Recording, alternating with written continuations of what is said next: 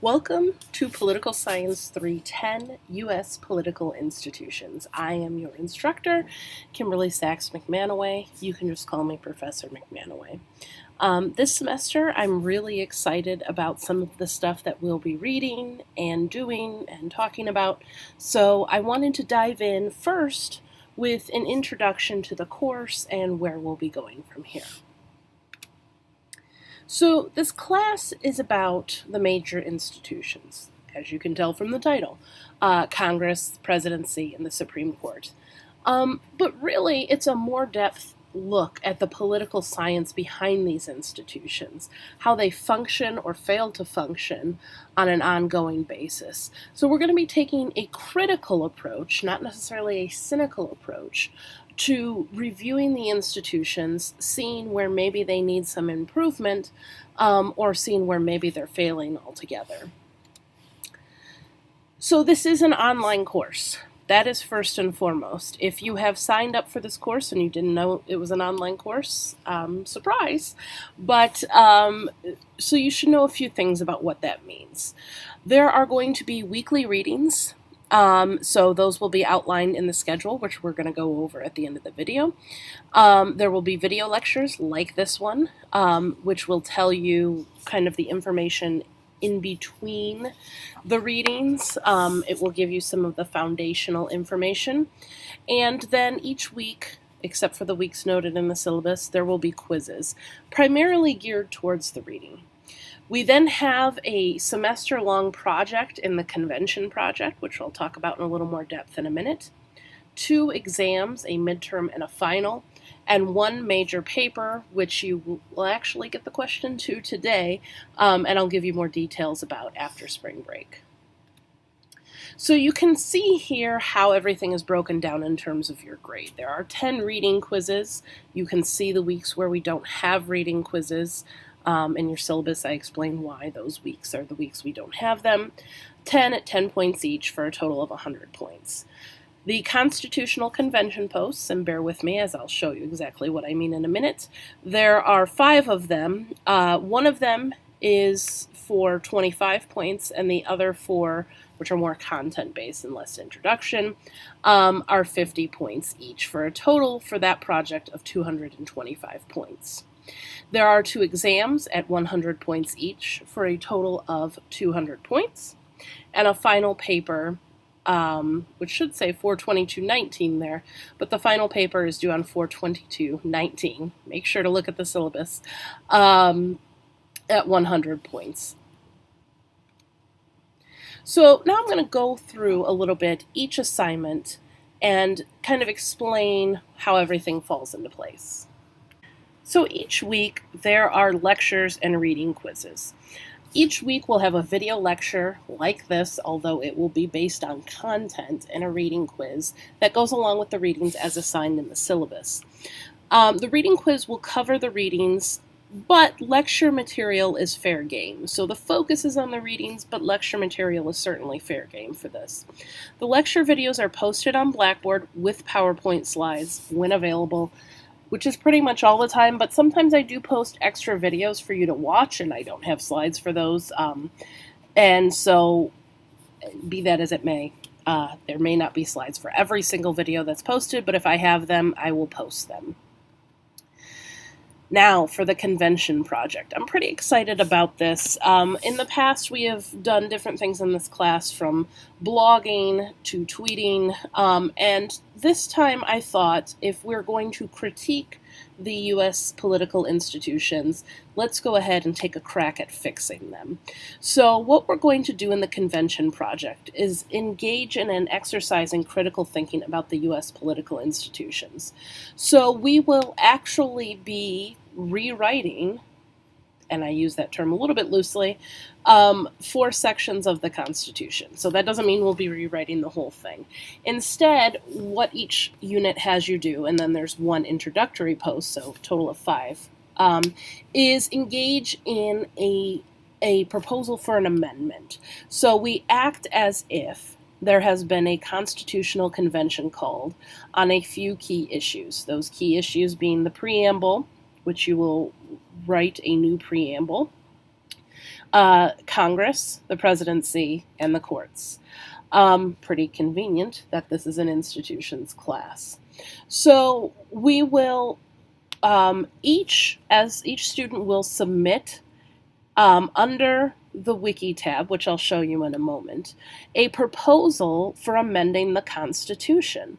And then they will provide a statement in support of that proposal. So essentially, you are going to go ahead and write a proposal, which will be shorter, and then a statement in support of that, which uses course readings and concepts as a guide. Let me show you what I mean here. If you go to course content on the Blackboard page, the first link, and there will be more added over time, but the first link will always be the 2019 Constitutional Convention Wiki. Each student will be tasked with adding their own page to the Wiki, and I have a short video up explaining how to do things like add a page and edit a page. But for purposes of this video, what I am going to show you is just some of the main information.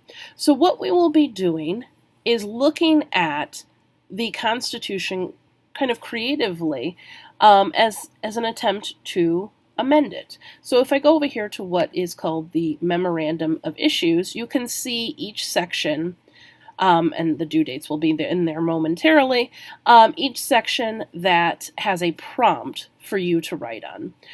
What you will then do is look and see, okay, we want to see an amendment that spells out what members of the House and of the Senate are required to do and what they should do and should not do. So you will then write an amendment. It doesn't have to be formalized legalese. I assume you aren't well versed in legalese, nor should you be. But I want you to go ahead and take a crack at drafting. How would we fix this problem? And hint, and I'll probably tell you this later too, there is no actual provisions in the Constitution for what representatives should and shouldn't do. There's things about what Congress should and shouldn't do, but not individual representatives. So you go through, you draft something, and then you engage in a project of writing your statement in support, which explains why you did it. So you might say, given this reading that we did on Congress, let's say the bio reading, which I cite, I believe, in here, Congress is fundamentally broken. Here are some of the things that are broken about it. One of the ways in which we can change that is to add requirements for Congress, so on and so forth. So this is the Memorandum of Issues. There is the overview and guidelines. Now, both of these will be provided for you in PDF format too, so you can print them out, download them, whatever you want to do. But they're always going to be up here as pages on the Wiki.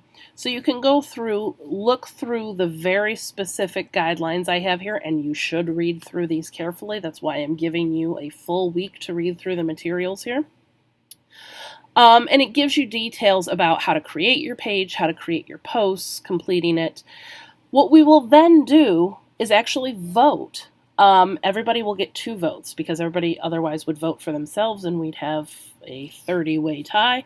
Instead, we'll get 2 votes. You can only vote for yourself once. And yes, I will be checking that. So we will have a winner.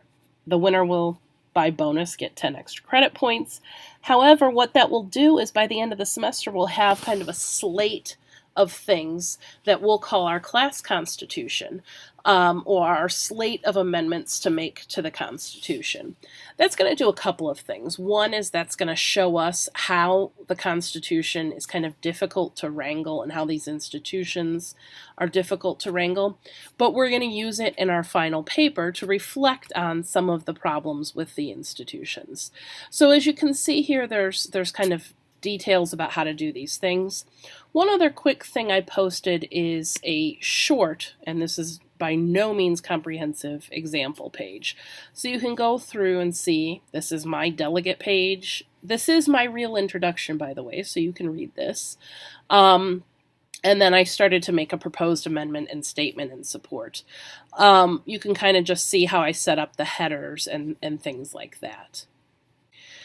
So as I said, we'll use this project to reflect on each of the major branches, but we'll also use them to create this class constitution, or what is really a slate of amendment proposals, so that at the end of the semester, what we can do in our final paper is evaluate whether the U.S. institutions are built to last, or whether they need some kind of fundamental reform to change them, to be sustainable. So this is the ongoing project throughout the semester that you'll be focusing on. The reading quizzes, those are pretty quick. That's just kind of checking in, making sure you've done the reading. The way in which I would do this in a real class is to have more conversation time with you. But discussion board posts just don't do that in a really critical way. This allows you to write about the Constitution, write about these institutions, and then we can check in on the reading and your progress on that through the quizzes. So like I said, I'm actually giving you the question to the final exam, or the final paper rather, not the final exam, today. Do the American political institutions stand up to the controversies of our time? And to answer this question, although I'll give you much more detail about what I'm looking for in terms of length and citations and all of that, you'll use class readings. There's not going to be any outside research. You'll use lecture notes. You'll use your proposed amendments that you do in the convention project, and you'll use our class constitution, or our slate of proposed alternatives, to talk about kind of whether these institutions weather the storms that have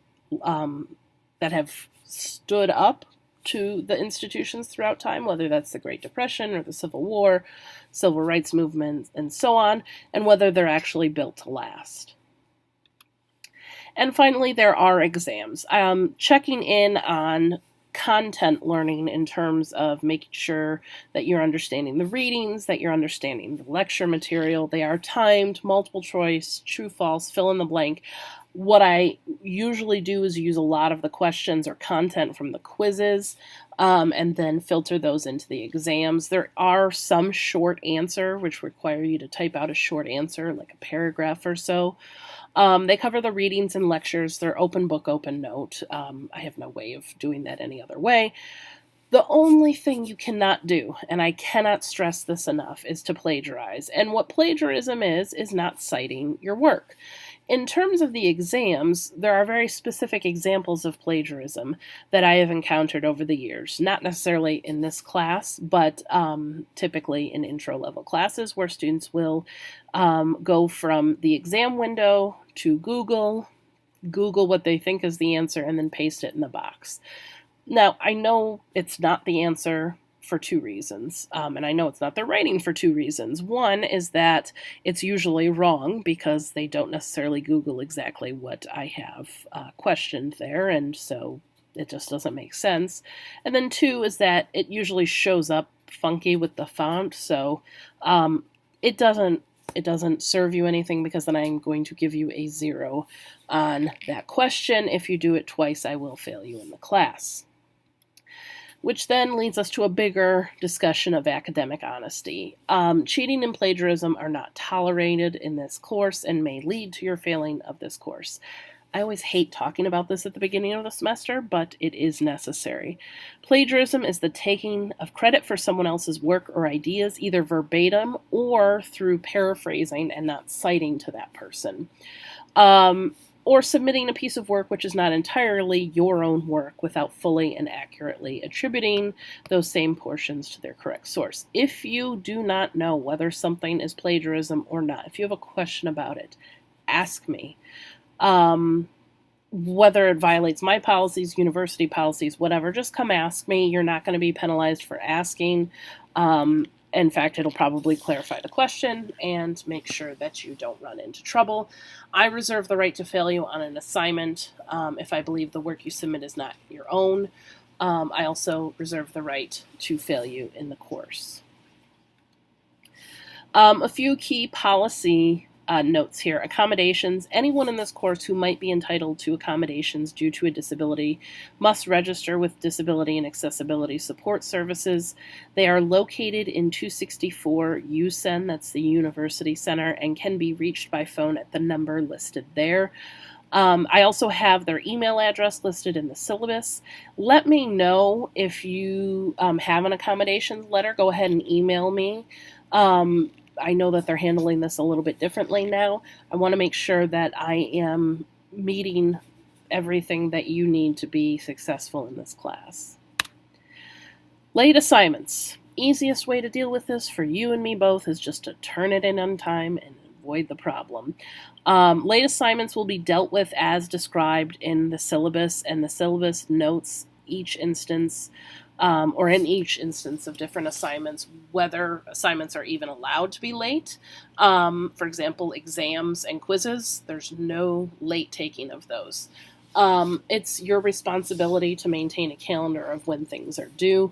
There are penalties for some of the other stuff like the convention posts and the final paper, about what percentage of points get taken off. Again, just turn it in on time. We'll all be better off. So expectations. Less of a policy, more of a set of expectations here. I expect you as an upper level student to be fully engaged and responsible for your own work. That means setting a calendar, knowing when things are due, working ahead when appropriate. I expect you to engage in respectful participation. This means when you're writing your convention posts and you're writing your statement in support, that you're doing so in an appropriate way, really, because that's the main point of contact you'll have with your fellow students.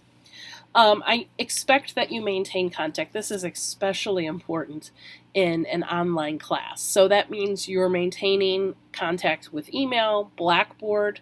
I'm on Twitter. You don't have to be on Twitter, but it is one way to kind of follow me. I just ask that you don't use it for individual assignments. So Twitter is more or less to keep up on current events, which actually might be useful for this class in terms of drafting your proposed amendments. I have listed a Google Voice number on the syllabus. You can text me through this number, although make sure you identify yourself and what class you are texting about. And I would only use that in addition to email if it's kind of an emergency. Email is really the best way to get a hold of me.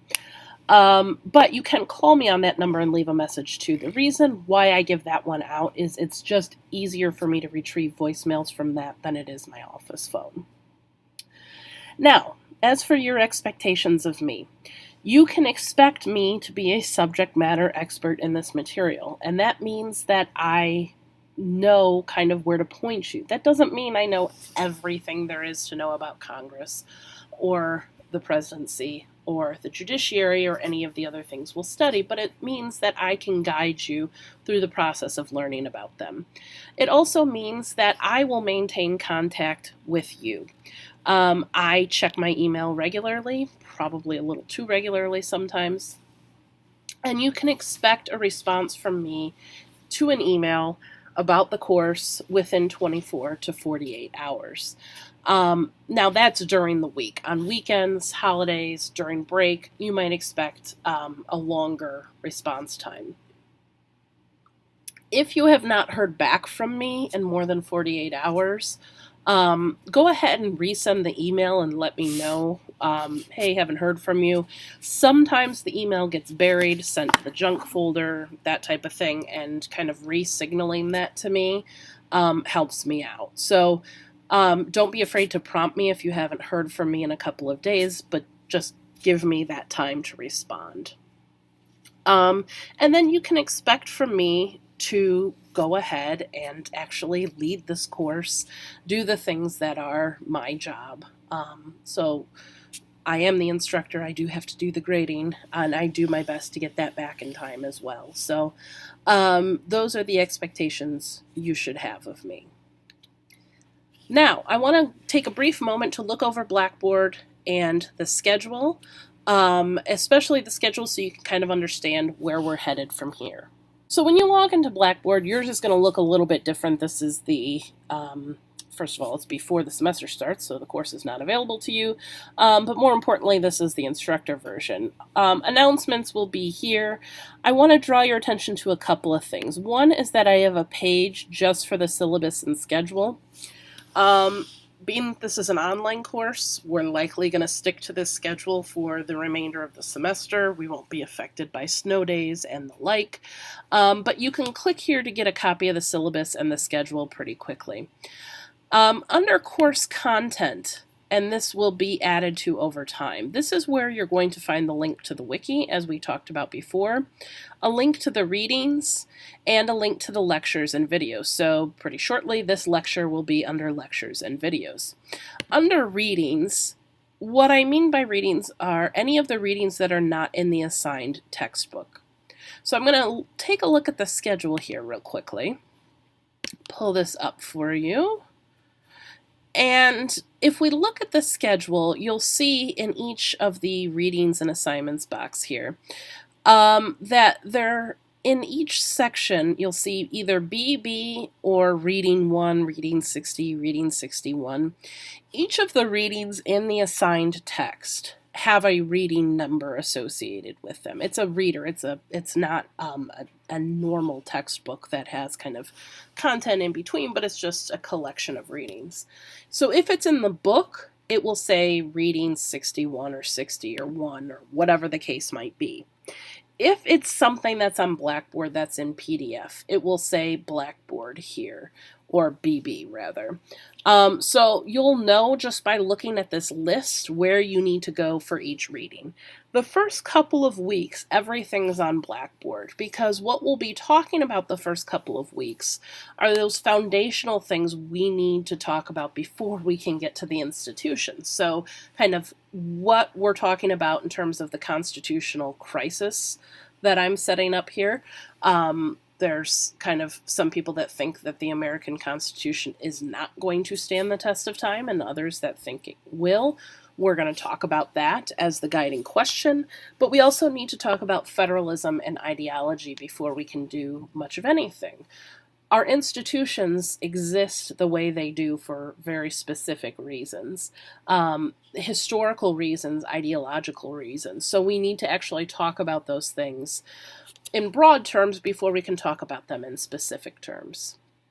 Then we'll be talking about Congress as our first institution. We have our midterm exam the week of the 18th of February.